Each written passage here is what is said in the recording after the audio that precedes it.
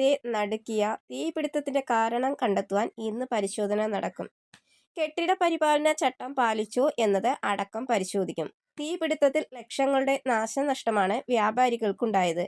അതേസമയം 5 മണിക്കൂറോളം നീണ്ട പരിശ്രമത്തിനൊടുവിലാണ് കോഴിക്കോട് പുതിയ ബസ് സ്റ്റാൻഡിന് സമീപമുള്ള ഷോപ്പിംഗ് കോംപ്ലക്സിലെ തീ അണച്ചത്. ജില്ലയിലെയും പുറത്തു നിന്നുമുള്ള 30ഓളം അഗ്നിശമന സേന യൂണിറ്റുകളാണ് രാത്രി 10:30 തീയണച്ചത്. തീപിടുത്തത്തിന്റെ കാരണം വ്യക്തമല്ലെന്നും തീ അണയ്ക്കാൻ സാധ്യമായതെല്ലാം ചെയ്തുവെന്നും SP-T നാരായണൻ പറഞ്ഞു. JCB എത്തിച്ച് കെട്ടിടത്തിന്റെ ചില്ല് പൊട്ടിച്ച് വെള്ളം ശക്തമായി അടിച്ചാണ് തീ പൂർണ്ണമായും അണച്ചത്. തീപിടുത്തത്തെക്കുറിച്ച് അന്വേഷിച്ച് റിപ്പോർട്ട് സമർപ്പിക്കാൻ ജില്ലാ കളക്ടർ ചീഫ് സെക്രട്ടറി നിർദ്ദേശം നൽകി. മുഖ്യമന്ത്രി പിണറായി വിജയന്റെ നിർദ്ദേശപ്രകാരമാണ് അന്വേഷണം. 2 ദിവസത്തിനുള്ളിൽ അന്വേഷണ റിപ്പോർട്ട് നൽകണമെന്ന് ജില്ലാ കളക്ടർക്ക് ചീഫ് സെക്രട്ടറി നൽകിയ നിർദ്ദേശം.